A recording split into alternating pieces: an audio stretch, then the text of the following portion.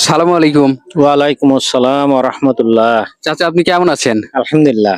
তো তোমরা ভালো আছো তো বাবা সবাই? আলহামদুলিল্লাহ চাচা আমরাও ভালো আছি। আপনি এই বাগানের সাথে কতদিন থেকে জড়িত? আমি মোটামুটি এই বাগানের সাথে এই ১ মাসের মতো হবে। আমার এই বাগানটা হলো আমার বন্ধু। উনি আলহাজ আলহাজ মানুষ।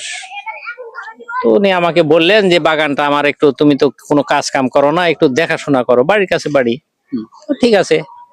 এই সুবাদে আসে আমি একটু দেখাশোনা ঘোরাঘুরি করতেছি এইমাত্র আরকি। তো এই বাগানে এই চারাগুলো রোপণ করা হয়েছিল ঠিক কতদিন আগে?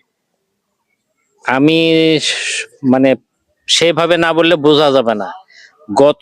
গত ২০২৫ সালের ১লা মে আমাদের এখানে একটা দুর্যোগ হয়েছিল।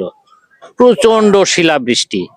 ওই শিলাবৃষ্টিতে এমনভাবে শিলাবৃষ্টি হয়েছিল যে কাচিনে মাঠে যাওয়া লাগেনি ধান কাটতে, পান বরজে কাকো ঢোকা লাগেনি পান ভাঙতে, প্লাস কারো টিনের বাড়ি আসল নাই। আমাদের গ্রামে ঘুরে কোনো আসল টিনের বাড়ি পাবেন না, সবগুলা নতুন টিন হয়ে গেছে।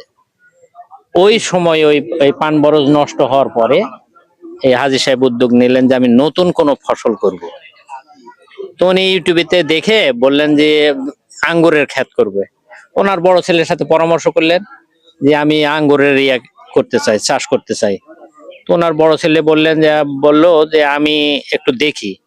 তো বিভিন্ন জায়গা নেটে সার্চতে দেখার পরে ওর বাবাকে বললো যে ঠিক আছে তুমি আঙ্গুরের বাগান করো, তোমার চারা সংগ্রহ করার যত দায়িত্ব আমার, আমি চারা সংগ্রহ করে দিব। ওনার নিজস্ব গাড়ি আছে, যেখানে মানে খোঁজ পাইছে সেখানে গাড়ি নিয়ে চলে গেছে চারা সংগ্রহ করার জন্য। বাংলাদেশের বিভিন্ন জায়গা থেকে চারাগুলো সংগ্রহ করা, আর এখানে দেশীয় চারা একটাও নাই। এরাবিয়ান প্রপার্টি আছে, তারপরে ইউক্রেনের আছে, রাশিয়ান আছে। টোটালি কয়টা প্রজাতির চারা আছে আপনাদের বাগানে? ৬টা আছে। ৬টা। ৬টা। একোলো, বাইকোনর, গ্রিন লং, অস্ট্রেলিয়ান কিং, দাসুলিয়া আর ব্ল্যাক ম্যাজিক। ব্ল্যাক ম্যাজিকটা হলো আরাবিয়ান প্রজাতি। তো এই যে প্রত্যেকটা প্রজাতির উৎপাদন দেখে ভালোই মনে হলো যে আঙ্গুর মোটামুটি ভালো আসছে। আপনাদের কাছে কোনটা সবচেয়ে ভালো মনে হচ্ছে? আমাদের কাছে সবচেয়ে সুস্বাদু হলো, সবই সুস্বাদু। তারপরে যে আরাবিয়ান যে দেখলেন, যাকে ব্ল্যাক ম্যাজিক বলা হয়, ওই ব্ল্যাক ম্যাজিকটা সবচেয়ে সুস্বাদু এবং সবচেয়ে দামি ওটা। এই বছরে আমি যা দেখলাম উৎপাদন নতুন বছর হিসেবে ভালোই। তো আপনি আসলে কতটা আশাবাদী?